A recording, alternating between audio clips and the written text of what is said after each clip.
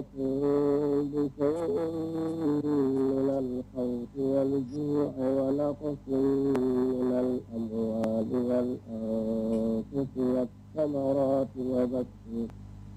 وبشر الصابرين الذين إذا أصابتهم مصيبة قالوا إنا لله وإنا إليه راجعون.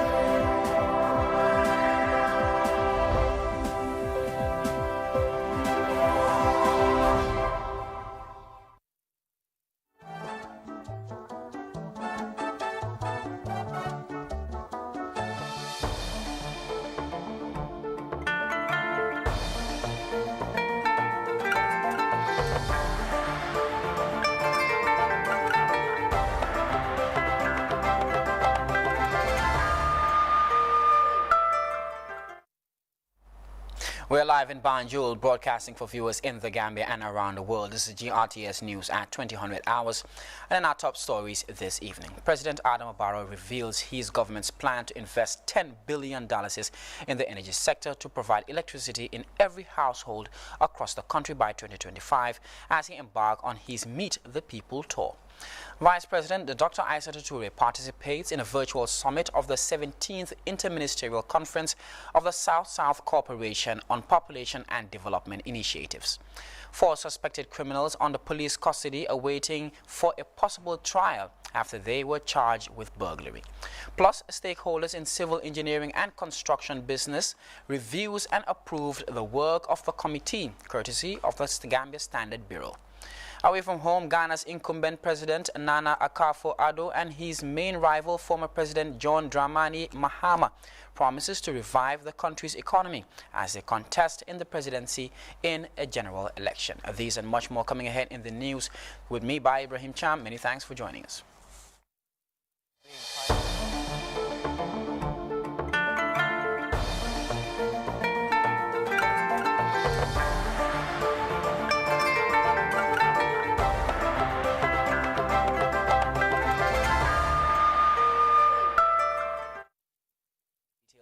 this bulletin with the executive. The President, His Excellency Adama Barrow, has revealed government's plans to invest an equivalent of $10 billion in the energy sector to provide electricity for every household across the country by 2025.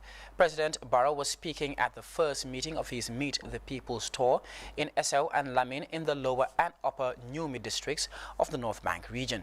The meetings also saw the defection of the GDC National Chairman Dr. Sabali and other party members to the NPP in a move that could potentially shake the opposition party. For such an influential figure to shift allegiance to the NPP party, Mohamed Jallo reports. As the President left the Barrow Ferry Terminal after receiving a colorful reception from residents of the coastal settlement, his motorcade slowly made it to Essau for the first meeting of the tour. Residents from across Lower Nyomi came out in record numbers to grace the historic meeting, which was addressed by the chief of the district and other prominent local dignitaries. They all commended government for the unprecedented infrastructural projects undertaken in the North Bank region, but called for more improvements in the areas of healthcare, education and agriculture. In line with the government's commitment to youth development, they also urged the Ministry of Youth and Sports to transform the Essau football field into a mini stadium to empower young people. The Essau meeting also witnessed the defection of the GDC National Chairman Dr. Sabali, who announced his intention to formally embrace the MPP party. His defection is seen as a major blow to the GDC, as he claims to be a founding member of the party. Speaking at the Barrow rally, Dr. Sabali said he defected after seeing the unprecedented developments undertaken by President Barrow and his government in the last 4 years. He also commended the government for its handling and response to the coronavirus outbreak, describing it as the best in the sub-region. He said government gave out food and cash support in an unprecedented move that has allowed Gambians weather the storm. The former GDC strongman therefore urged members of the opposition to embrace the ruling NPP, saying President Barrow is development-oriented, tolerant and well-meaning. Dr. Sabali concluded by reassuring that he is now fully behind the president and his party, revealing that he will use his influence to bring more people to the NPP. The Minister of Youth and Sports, Bakari Baji, revealed that plans have been finalized to transform the Essau football field into a mini stadium in the next phase, whilst the Minister of Basic and Secondary Education, Claudiana Cole, challenged the community of Essau to provide land for the construction of a school to meet the rising demand for enrollment. The Minister of Tourism and Culture, Hamaden Keba, urged the people of the North Bank region to embrace the President and his party, adding that he is poised for a landslide victory in 2021. The President, His Excellency Adama Barrow, welcomed the former GDC National Chairman into the MPP fold, arguing that Dr. Sabali and his colleagues made the right decision as it would strengthen the party. Speaking about his planned development for the future, President Barrow revealed that his government will invest the equivalent of $10 billion in the energy sector to provide electricity to every household in the Gambia by 2025. Similar investments, the President added, will be made in education, health and agriculture to empower local communities, reassuring that the people of Lower Nyomi will be adequately included in the package.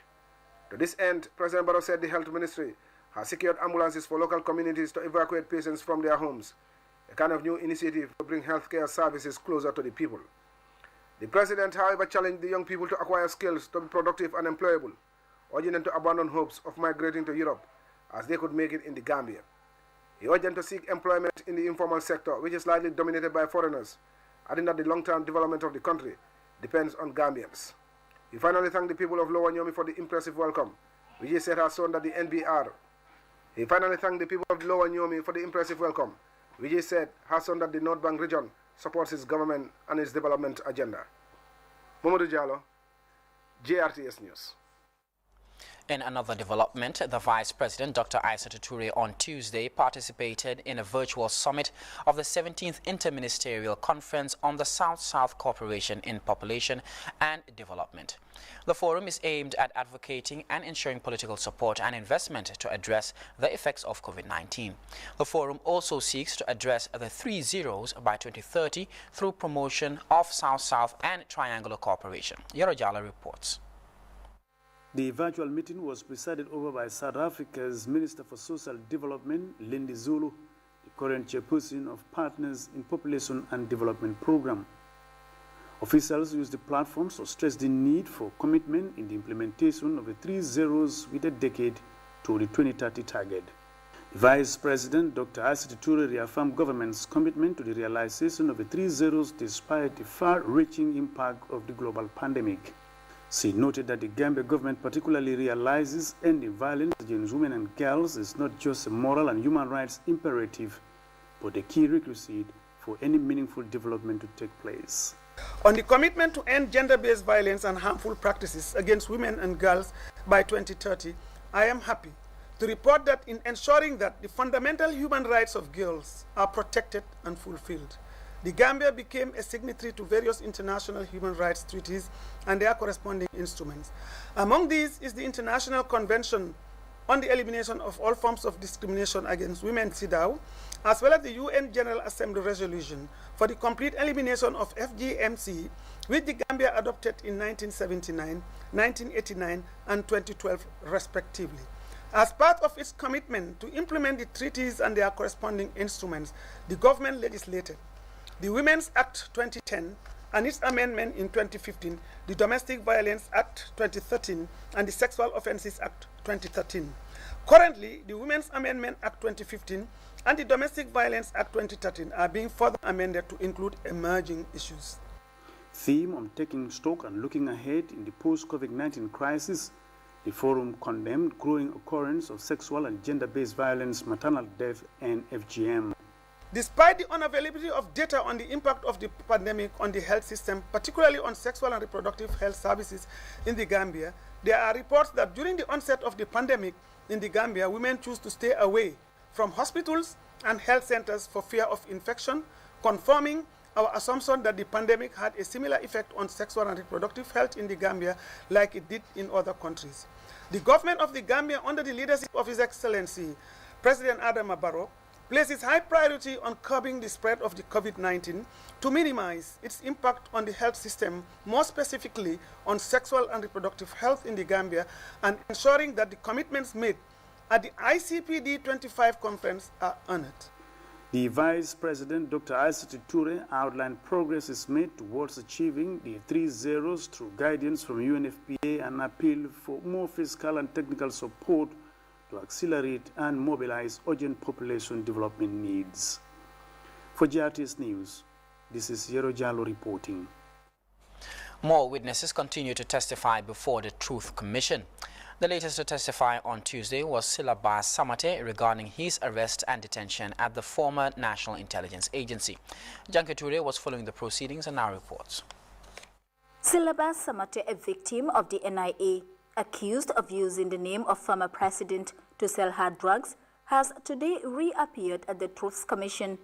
Continuing his ordeal before members of the Truth Commission, Samate explained how he was interrogated by state agents at the time before his severe torture, including electrocution. When I was taken to that panel room, I found 2 people there. I don't know these 2 people. They told me to strip. Even before I was able to strip, they themselves came and stripped me naked. They caught me and forcibly made me sit down in that chair. The chair was placed near a plug where some electrical cables were fixed there.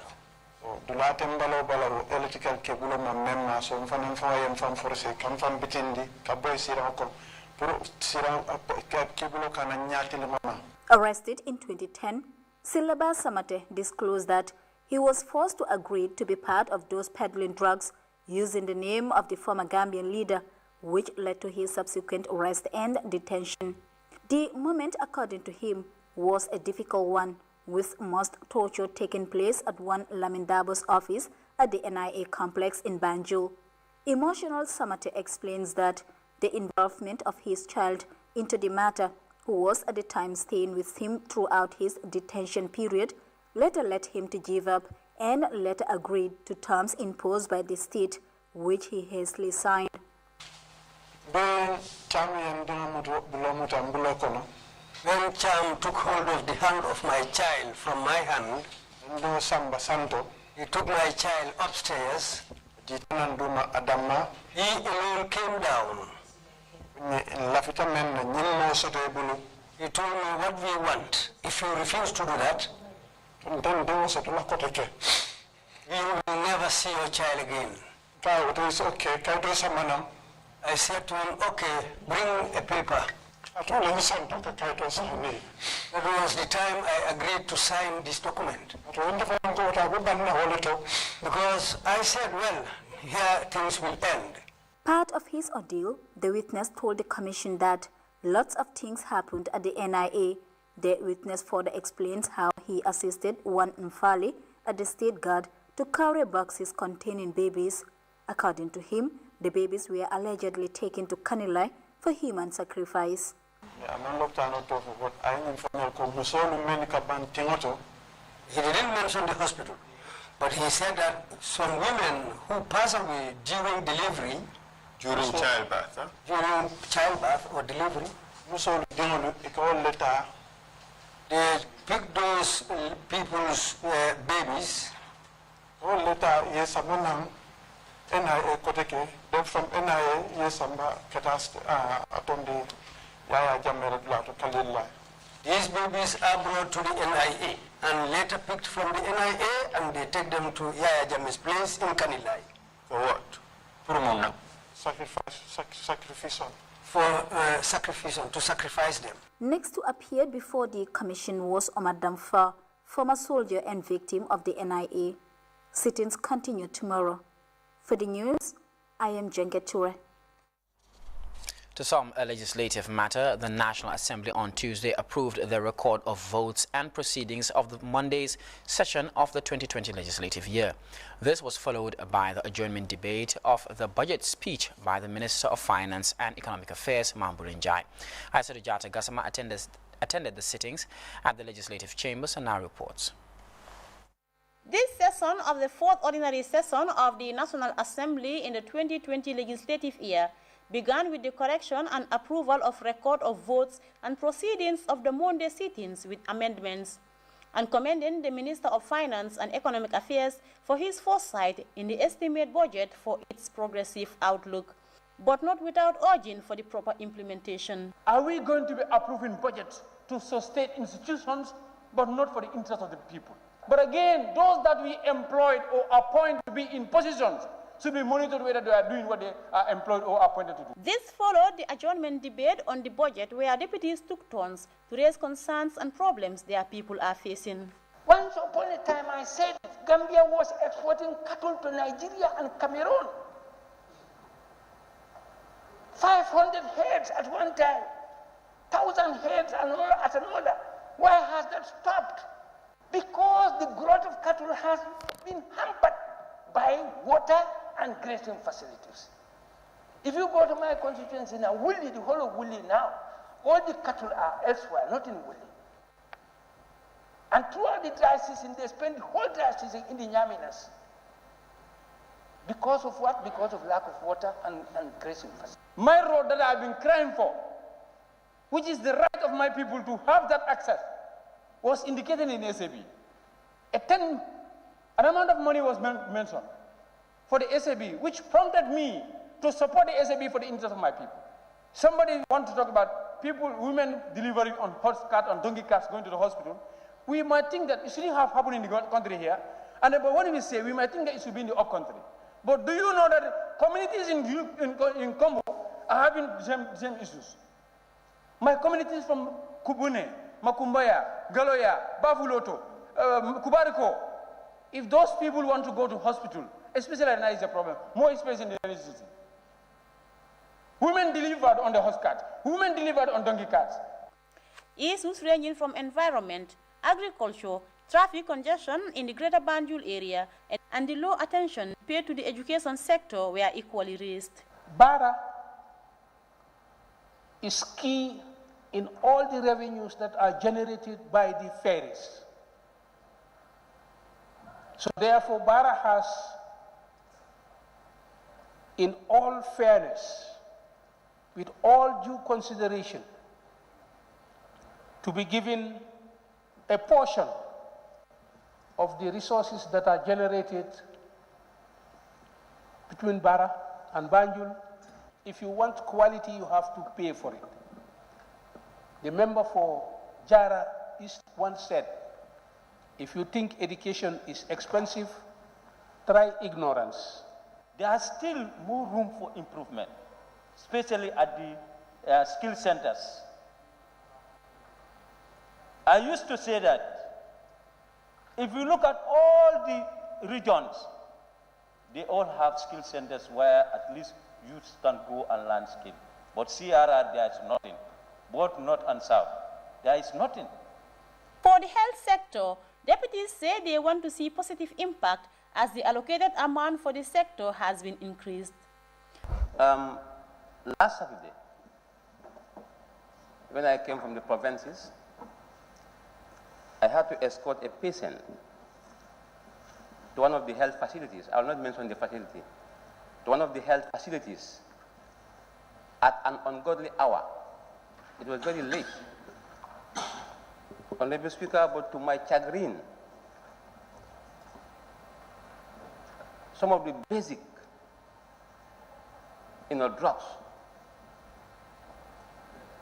were not available. Drugs like PCM, paracetamol. Deputies called for attitudinal change to promote growth and development and urged the government to always consult the NAMs. Sit-ins continue. For the news, I am Aissatou Jata Gassama. Moving on, 4 suspected criminals are currently in police custody awaiting for a possible trial after they were charged with burglary. The items include 4 flat-screen televisions from a company located around Brusubi. Babasilla was at the anti-crime headquarters where the suspects are currently being detained. This is his report. The arrest and detention of these 4 suspects came after the police launched a surveillance and thorough investigation, which led to the recovery of these 6 flat-screen televisions, which cost about $500,000.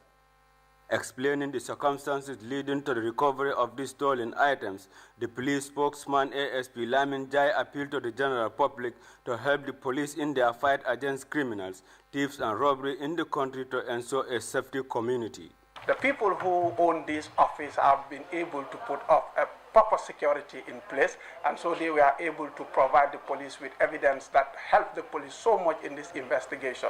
The police have taken time to go through this evidential material, they've reviewed it, and through that review, they were able to identify the 4 suspects, and they have spent the whole night rounding them up from one spot to the other until all of them have been arrested.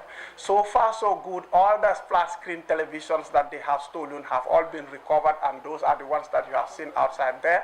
Many of the suspects in custody, according to the police anti-crime officials, are habitual offenders who have been known for the same crimes since the formation of the unit.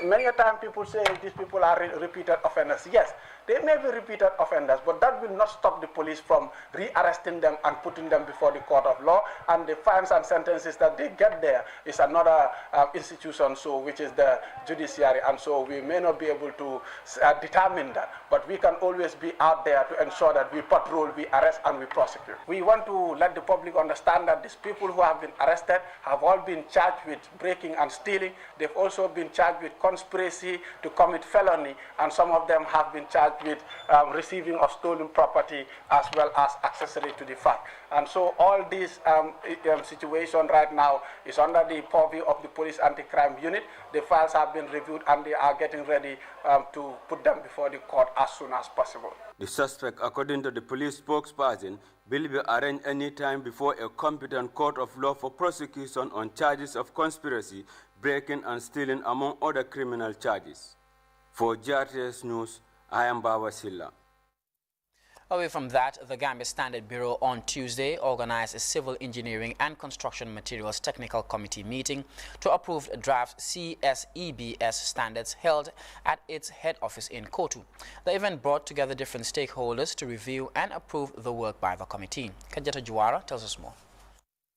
The Gambia Standard Bureau was established by an Act of Parliament in 2010 as a body meant to standardize methods and products produced or consumed in the country. Speaking at the opening ceremony, the Director General of Standard Bureau, Papa Seka, noted that the meeting will significantly enhance the skills of the Bureau's subcommittee members. Among all the technical committees that we have had, or the subcommittees dealing with a variety of issues this particular one dealing with stabilized compressed earth blocks, it's really very pertinent simply because in the last regional tour that we had, we just completed about a week ago, it became very clear that its use will be immediately of need by the communities that we visited. The Director of Standardization Division, Ibrahim Musa Jallo, pointed out that the Bureau has received a request from the International Trade Center to develop the published 6 technical specification standards for compressed earth blocks. And one of the standards, Mr. Chairman, they developed from scratch. There was no reference material, there was no reference standard. They have to develop the standard from scratch. In fact, that's what has delayed us more. Using available laboratories in the country here, I also thank those institutions that were able to provide us those facilities to be able to conduct some of the analysis that is needed to develop the standards. Adding that the Bureau has also constituted a subcommittee to review the compressed earth blocks technical specification standards. GAMWorks Senior Project Assistant Khadijatu Fofana said it is part of her organization's top priorities to collaborate with other partner agencies, stakeholders for the development of the country. This is all a part of national development. Many of the countries have already developed standards, and Gambia needs to be on board with it because as we stand now, everything is standardized, and Gambia is developing. We need to move into the developed phase. And in order for us to do that, we need to maintain our standards and respect them. According to Madam Fofana, the meeting will go a long way in promoting and maintaining the technical committee's consideration of comments and approval of the draft document. Reporting for GRTS News, I am Khadija Tujuara. The Network Against Gender-Based Violence is on their second leg of campaign against gender-based violence.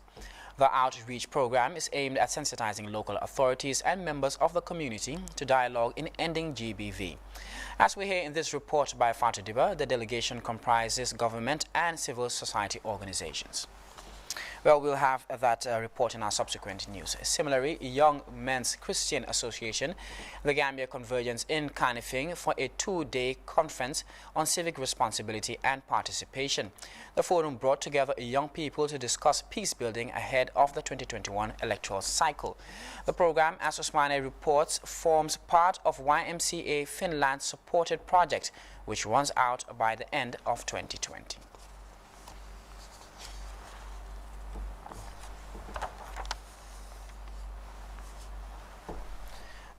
That report will also come in our subsequent news. Moving on, the community of Burfoot, Darussalam are rejoicing over the installation of a solar power water borehole donated by the Taiba Welfare Foundation in the UK.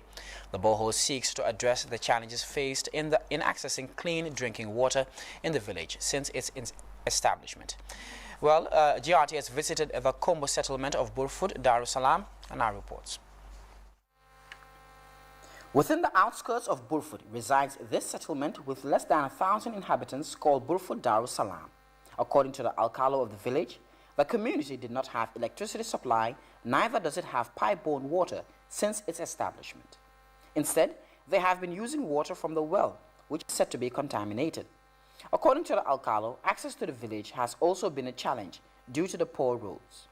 The villagers also stated that the Quranic school built for the kids has been razed to the ground, thus forcing the school to relocate in the mosque. Thanks to Taiba Welfare Foundation, friends of the late Marhum Maram Khushim from Saudi Arabia, who sponsored the erection of a solar-powered water borehole to salvage the excruciating pain of fetching water by the community. This borehole started when it came to our notice that this community is a vulnerable community. They needed some water. Fortunately, at that moment, Taiba Welfare Foundation was able to carry out this project. Dama Sise, who established the village, recalled how women suffered to acquire water just to be able to execute their daily chores. The Imam of the Quranic school hailed the donors for providing them a solar-powered water borehole pump that can pump at least 12,000 liters daily. Visiting few of the households, we spoke to Jaina Basane and Famara Mane on what life was like for them before the advent of the borehole.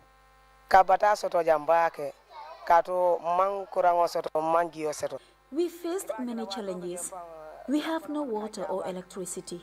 Sometimes our well runs dry. But still we are appealing to NAWEC if they can come to our support. Though now we have, they lay some pipe from the village going to Madiana, but still it's not enough. To get water in your own compound sometimes, is also an issue. The donation of a solar-powered borehole by Taiba Welfare Foundation is the first step towards addressing the multiple challenges faced by communities in this tiny settlement of Burfut Darussalam. Reporting for GRTS News, I'm by Ibrahim Cham. The Kaba Fita Class 1993 and Ex-Students Association of Birkama recently presented medical and surgical equipment worth over £150,000 to the Ministry of Health at the ceremony held at the Central Medical Stores in Kotu. The ceremony was attended by health officials, members of the Kaba Fita Class 1993 and Ex-Students Association, as well as officials at the Birkama Area Council. Well, that detail will come in our subsequent news. Now to the Upper River region, where the International Trade Center has handed over 2 tricycles to P. Wright Tender and Wali Bar in the Tumani constituency. The event was held at the Governor's Bantaba, where members of the 2 communities attended, including the Chief of the District, Governor and other dignitaries. The machines are meant to ease the burden of women and community members to access health facilities and markets to sell their farm produced. Well, that report will also come in our subsequent news. Now time to take our first break. We will be back with news from outside the Gambia in just a moment. In the mood of pranking your friends? Change your voice and spice up your calls with AfriCell Magic Voice Service. You can choose to talk with a cartoon, a woman's or a monster's voice for only $1 per day. To activate the magic voice, call or SMS 188 or simply dial *188#. Have fun and enjoy the laughs. Where AfriCell goes, nobody dares to follow. Tired of seeing the message you have insufficient funds in your account? Worry no more. With AfriCell, the cholera credit just got way better. Now you can continue your conversations with your loved ones. With the new cholera credit, you can now borrow up to $250 credit. Send a blank SMS to 152 to get your cholera credit and activate the service of your choice. For more info, please call 111. Where AfriCell goes, nobody dares to follow. In the mood of pranking your friends? Change your voice and spice up your calls with AfriCell Magic Voice Service. You can choose to talk with a cartoon, a woman's or a monster's voice for only $1 per day. To activate the magic voice, call or SMS 188 or simply dial *188#.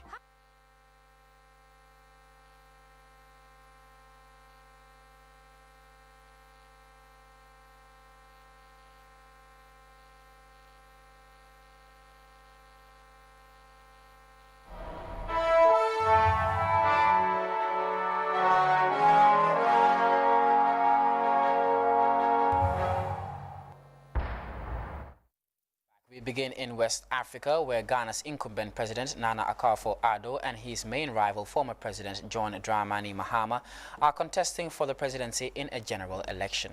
Each candidate has offered assurance of reviving the economy following its first contraction in nearly 40 years. In total, 12 presidential candidates are in the race, with most voters likely to settle for either Addo and his New Patriotic Party or Mahama's National Democratic Congress. For more on the elections in Ghana, CGTN's Nabil Ahmed Rufai reports.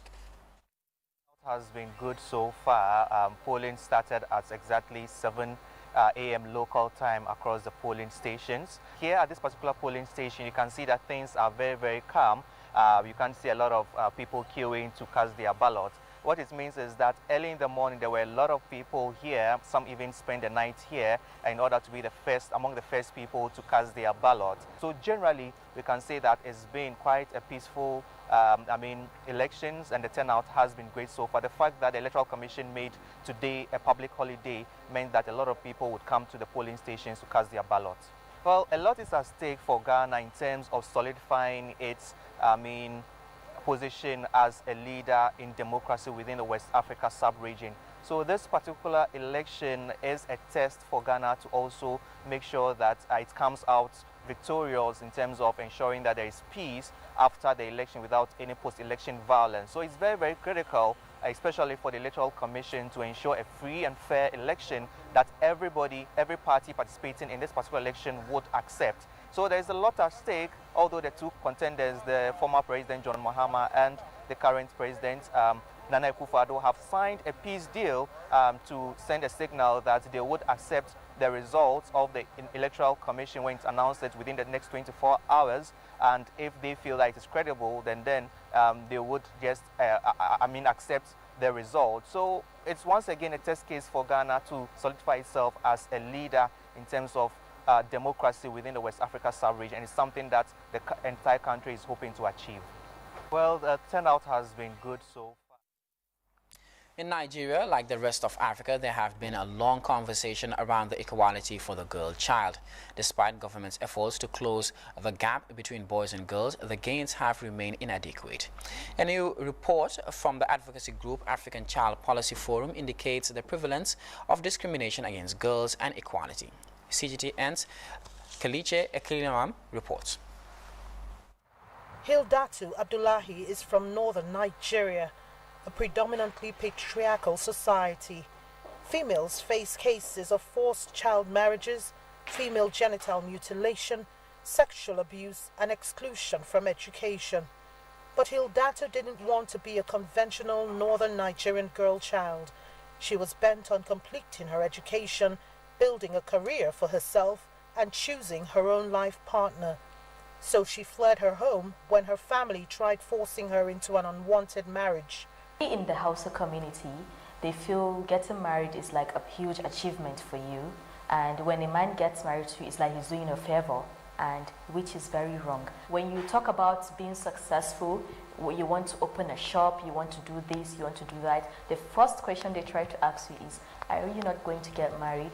You're planning all this, when are you going to get married? Some parents will even stop their children from going further, from achieving more success. Hildatu was lucky enough to find a new path, but there are millions of girls from her region and across the African continent who aren't as lucky. A new report released by an advocacy group, the African Child Policy Forum, shows that girls are condemned to a lifetime of discrimination and inequality. There are about 308 million girls under the age of 18 in Africa, yet only 1 in 5 of them have access to secondary school. Despite government's effort to close the inequality gap, much more is required from other key players. I think we have left this responsibility to the government alone, and we know that government cannot do everything. Government can only give us policies, it can only give us framework. It's now left for CSOs, CBOs, NGOs to go to the grassroots and see how we can combat gender inequality in all its forms, in workplace, in sports, in education, in schools, everywhere we find it. According to a 2019 World Bank data, 49.33% of Nigeria's 200 million population is female. However, factors like culture, religion, violence, and poverty continue to drive a girl inequality gap in Nigeria. A McKinsey report projects that Nigeria's GDP could grow by 23% by 2025 if women are given an equal chance to participate in the economy. So girl and women rights advocates across Africa are urging governments to implement laws and policies for a more girl-friendly society. Kilichi Emekalam, CGTN Abuja, Nigeria.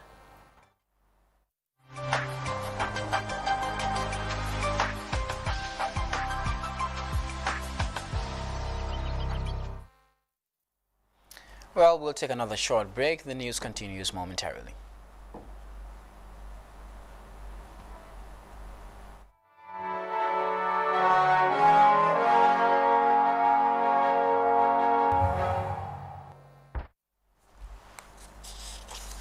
Welcome back. Over now to the weather report, courtesy of the Central Forecast Office.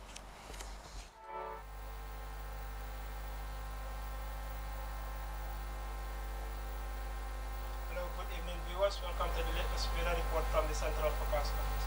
First, we start with the summary. It was fairly cool in the morning, thereafter become warm and sunny during the period with sky clear conditions. Tonight, weather will be mostly cool and occasionally breezy during the period, particularly along the coastal areas. Whereas weather tomorrow is expected to be cool and occasionally breezy during the morning, thereafter become warm and sunny during the afternoon. The surface wind flow will vary between northerly and northeasterly in direction, with speed ranging from 10 to 30 km per hour. The minimum temperature is expected to be 20 degrees Celsius over Greater Banjul area, 17 over North Bank region, and the rest of the country will record 18 degrees Celsius. Maximum temperature is expected to be 33 degrees Celsius over Greater Banjul area, 35 over North Bank region, 36 over West Coast and Lower River region, whereas 37 degrees Celsius will be recorded in Central River region and Upper River region. We now shift our attention to the marine forecast. The low tides will be 0.4 meter at 11 a.m., 0.6 meter at 11 p.m., and high tides will be 1.5 meter at 4 a.m., 1.4 meter at 5 p.m. The sun is expected to rise 18 minutes after the hour of 7 in the morning, and is expected to set 25 minutes after the hour of 7 in the evening. Thanks for the pleasure of your company. I am your presenter, Lamin. Well, before we end this newscast, a look at our top stories once again. President Adama Barrow has revealed his government's plan to invest $10 billion in the energy sector to provide electricity in every household across the country by 2025. This as he embarked on his Meet the People tour in the North Bank region. Vice President Dr. Aissatou Touré has participated in a virtual summit of the 17th Interministerial Conference of the South-South Cooperation on Population and Development Initiatives. 4 suspected criminals are under police custody awaiting possible trial after they were charged with burglary. Plus, stakeholders in the civil engineering and construction business have been reviewing the work of the committee, courtesy of the Gambia Standard Bureau. Away from home, Ghana's incumbent President Nana Akufo-Addo and his main rival, former President John Dramani Mahama, have promised to revive the country's economy as they contest the presidency in a general election. Well, that was all we had in this edition of GRTS News. Many thanks for the pleasure of your company.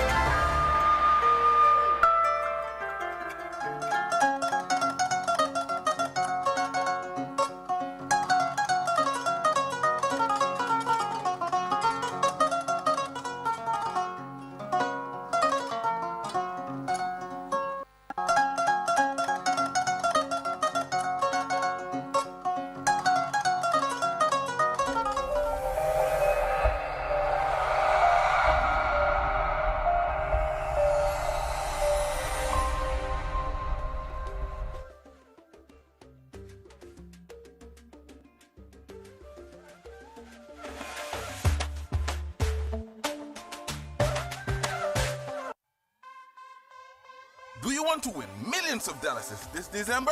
All you have to do is dial *777# for free or call or SMS 1010 at $3 is only to participate in the new AfriHali show and be part of the 7 daily winners. Every Tuesday, Wednesday, and Fridays live on GRTS, Afri Radio, and social media platforms. Be part of our lucky winners. Where AfriCell goes, nobody dares to follow.